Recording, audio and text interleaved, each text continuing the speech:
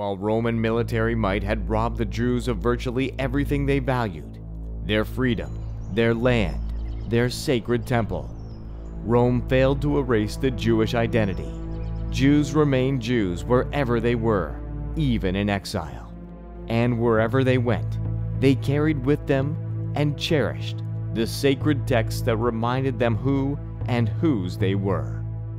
Jewish scribes had carefully recorded the history of Israel's relationship with God. They had preserved the laws God had revealed to Moses and the secrets given to their prophets.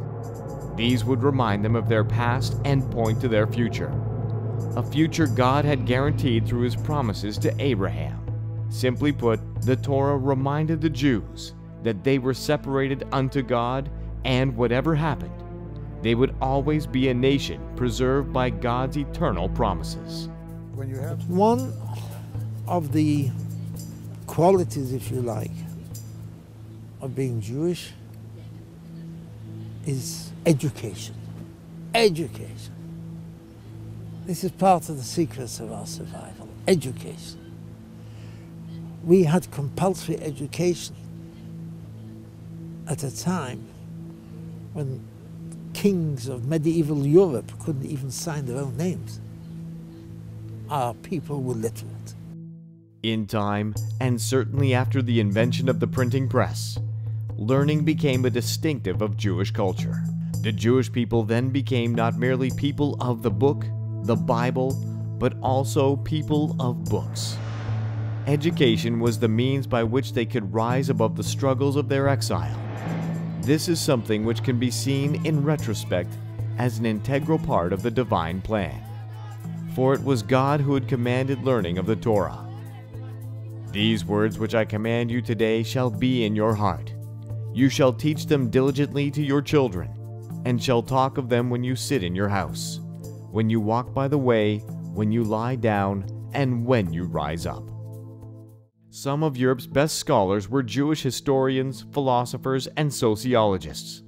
By 1924, of the 28,987 doctors in Prussia, 4,505 were Jews. That is 15.5%. Jews were also drawn to the legal professions.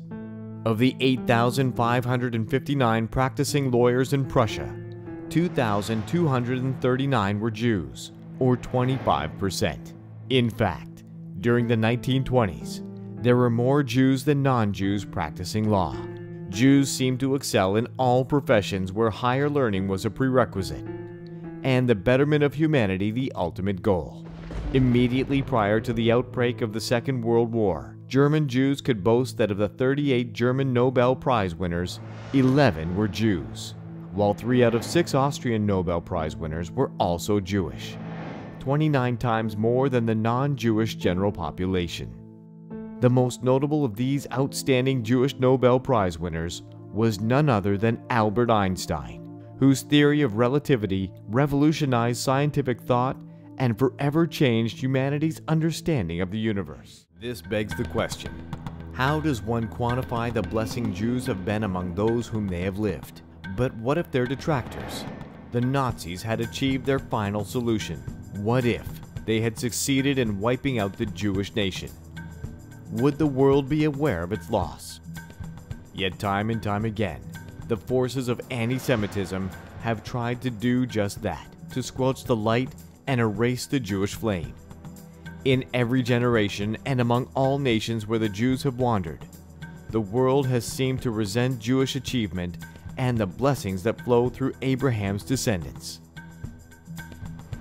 That the Jews have survived at all, and that they have overcome history's cruel onslaughts and managed to flourish in spite of Hitler's Holocaust, seems to point back to the faithfulness of God who first gave promises to Abraham.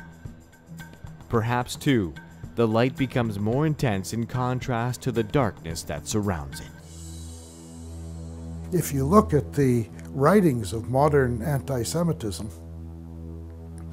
they all fear, Jewish education, Jewish power, and so on. They feel that they can be taken over by clever Jews. So in a certain sense, they agree that the Jews have been a light to the nation. They just don't like the way where the light has taken us.